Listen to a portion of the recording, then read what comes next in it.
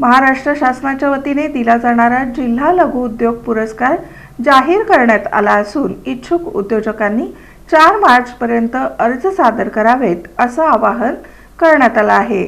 महाराष्ट्र शासनामार्फत जिल्हा पातळीवर उत्कृष्ट कामगिरी करणाऱ्या लघु उद्योगांना दरवर्षी सन्मानित करण्यात येतं। सन 2021 ते 2024 या कालावधीसाठीचा जिल्हा लघुउद्योग पुरस्कार जाहीर झाला आहे।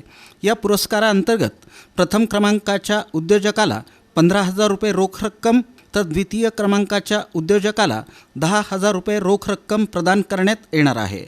याशिवाय मानचिन्ह, शाल आणि श्रीफळ देऊन सन्मान केला जाणार आहे।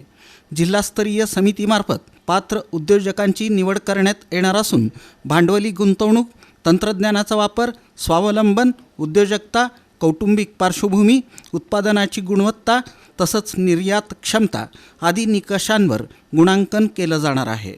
या पुरस्कारासाठी अर्ज करणारा उद्योग घटक किमान मागील 3 वर्षांपासून उद्यम नोंदणीकृत असणं आणि उत्पादन सुरू असणं आवश्यक आहे।